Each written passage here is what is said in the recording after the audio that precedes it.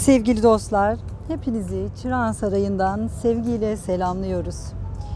İstanbul'un en güzel manzaralarından biridir bu güzel manzara ve Çırağan Sarayı İstanbul'a böyle mağrurca uzaktan bakar sevgili dostlar. Önce Çırağan kelimesinin anlamından yola çıkmak istiyorum. Çırağan, Lale Devri'nde mum ve kandil ışığında yapılan gece eğlencelerine verilen isim sevgili dostlar.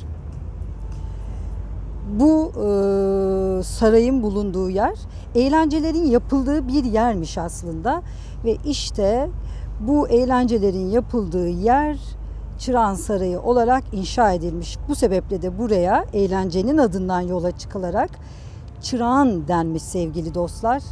Bu güzel manzara sizleri İstanbul'a dair en güzel hatıralara götürecektir.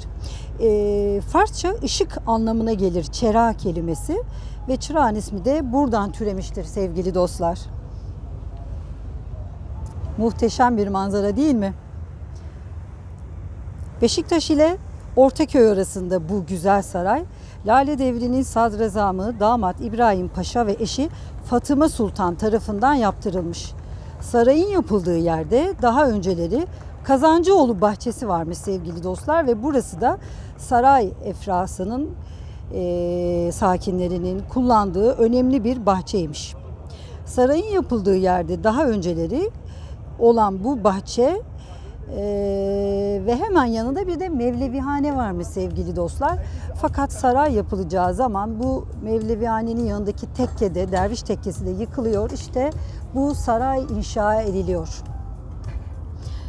Sultan 1. Mahmut ve 3. Selim dönemlerinde tamir ve eklemeler yaptırılan saray Sultan Abdülmecit tarafından yeniden yaptırılıyor. Bu 1859 senesine denk geliyor.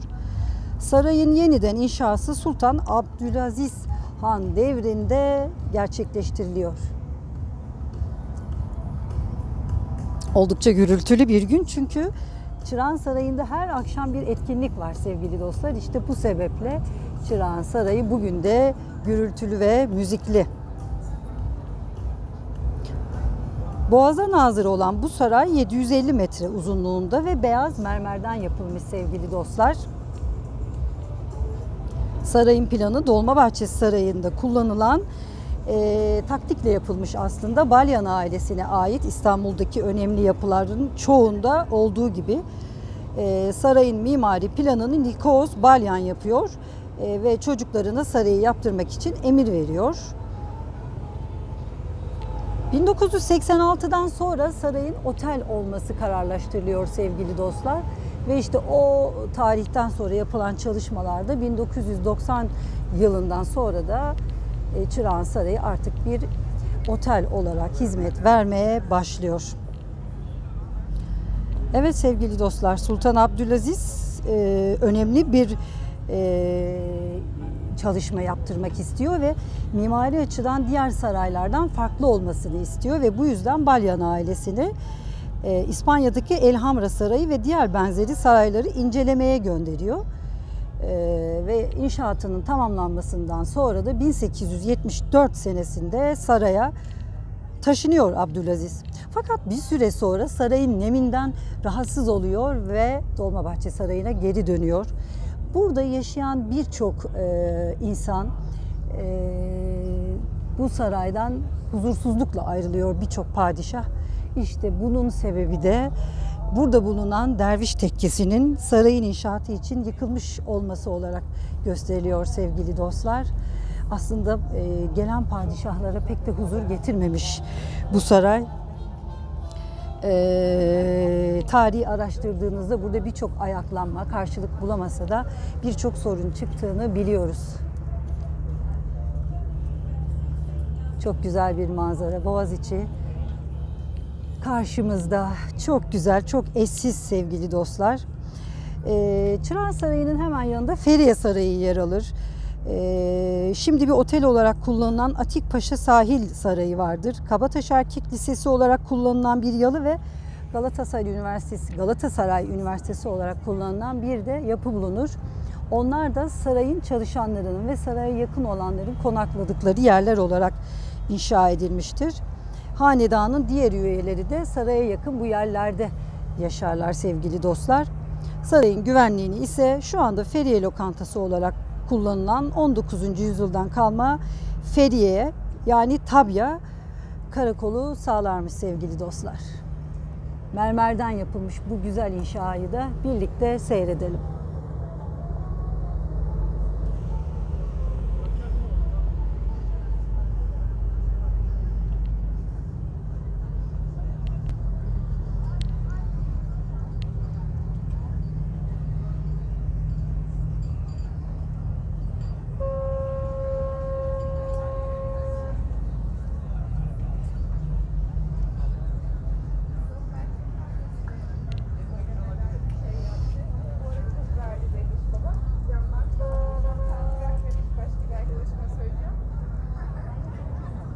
Sevgili dostlar, ilk kez bu videoda hem gündüz hem gece görüntüsü yapmış oluyoruz sizlere. Çırağan Sarayı'nı bir de gece görelim. Bu videoda hem ışığını hem karanlığını görmüş gibi olduk. Bütünü mermerden yapılmış olan bu saray gerçekten çok gösterişli sevgili dostlar. Dolmabahçe Sarayı'ndan esinlenilmiş ama farklı bir tarzda inşa edilmiş. Aslında Sultan Abdülaziz bu sarayı yaptırırken tamamen Avrupa'yı tarzdan esinlenilen saraylara karşı biraz oryantalist, biraz doğulu bir tarz istemiş. Mimar da onu benimsemiş ve işte karşımıza Dolmabahçe Sarayı'nın bugünkü hali çıkmış.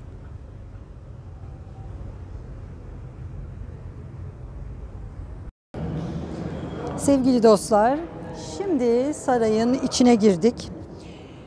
Biraz önce söylediğimiz gibi Çırağan Sarayı 1990 yılı itibariyle Çırağan Kemping Siki, doğru söyledim, ismiyle bir zincir otelin bir parçası olarak hizmet veriyor. Çırağan Sarayı Boğaz'ın en güzel manzarasında, İstanbul'un gözbebeği ve İstanbul'un en pahalı, gecelik fiyatı en pahalı otellerinden biri sevgili dostlar.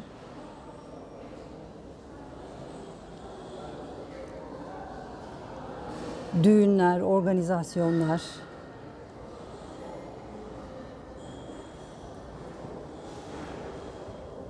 ve bütün toplantıların en önemli mekanlarından biri Çırağan Sarayı sevgili dostlar. Merhaba.